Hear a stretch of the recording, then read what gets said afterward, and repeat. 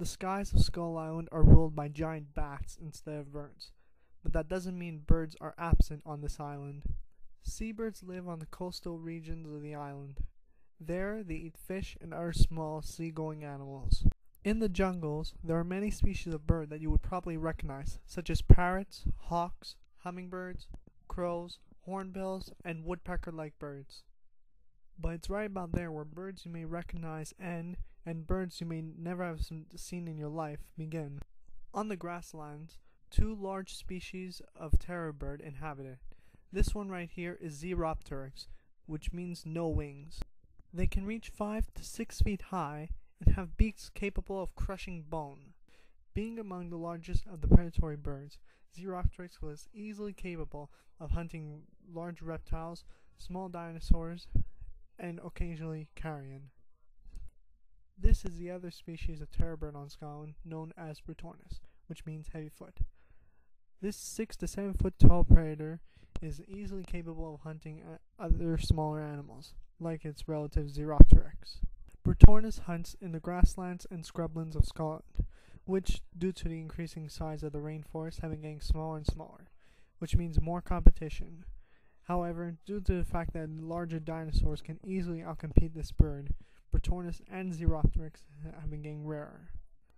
Females spend weeks, even months, guarding their eggs from hungry predators such as Lycaenops.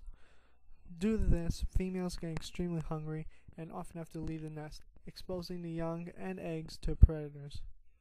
Aside from the giant terror birds, the grasslands are ruled by another species of flightless bird. These are the Carion storks, the cleanup birds of Skull Island. There are 4 different species of carrion storks, each adapted to a special area on carcasses, some bones, other soft, tender flesh. Here, 2 are represented. On the left is Brutornis sordiscus, which means dirty, unholy bird. This particular species reaches 3 to 4 feet high at the hips, the shortest of all carrion storks. They are able to crush bones and eat the marrow inside thanks to their powerful beaks, but they will also hunt shellfish near rivers. The species on the right is Brutornis spinosus, which means thorny, unholy bird. It is also the largest of all carrion storks.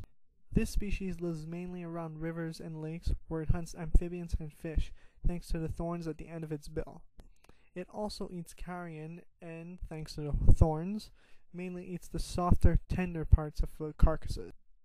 However, carrion storks are not the only birds, let alone animals, that feast on the carcasses in the grasslands of Skull Island. These are the carrion parrots, parrots which have evolved to feast on carcasses by using their powerful beaks, once used to break open nuts, now used to crack open bones.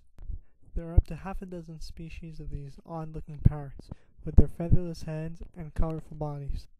The species in the picture is the green carrion parrot, also known as the Zeropteryx verdens, which means green flesh parrot.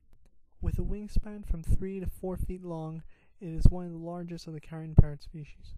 Also, its green feathers are completely different from the red flesh from which it feeds, which shows predators that it's not something to be eaten. Studies suggest that all carrion parrot species arrived on Skull Island probably only a few million years ago. Since niches for parrots were already taken up, these ones probably adapted to a lifestyle which was probably absent except for the few carrion storks already on the island. The swamps of Skull Island are also home to different species of birds.